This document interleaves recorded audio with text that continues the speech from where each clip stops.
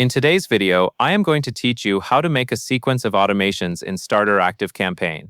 The goal here is simple. You will build automation 1, and then have automation 2 start automatically the moment a contact finishes the first one. In the starter plan, one of the cleanest ways to connect automations like this is by using a tag at the end of the first automation as a handoff signal to the next automation. Start by opening your first automation and adding your first set of emails. This is the email sequence you want contacts to receive first, in the exact order and timing you have planned. Take a moment to confirm the flow makes sense, because everything that happens next depends on contacts reaching the end of this automation. Once your first set of emails is in place, go to the very end of automation 1. At the final step, click the plus icon to add a new action.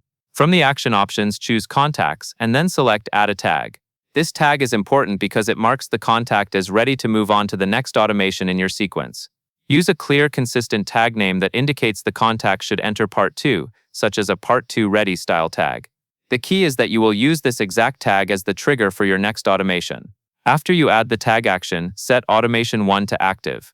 Activating it ensures that contacts can actually move through the workflow and receive the emails, and then get tagged at the end. Next, create a new automation. This will be your second automation in the sequence. When you are prompted to choose a start trigger, select Tag is added. Then select the same Part 2 Ready tag you added at the end of Automation 1. This connects the two automations so that as soon as the tag is applied, the contact will automatically enter Automation 2, with no manual work required. Now add your next set of emails inside Automation 2. This should be the follow-up sequence that continues the conversation from Part 1. As you build it, keep the tone and timing consistent so the transition feels seamless for the contact.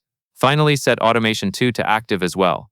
With both automations active, your sequence is complete. Contacts finish Automation 1, get tagged, and immediately begin Automation 2.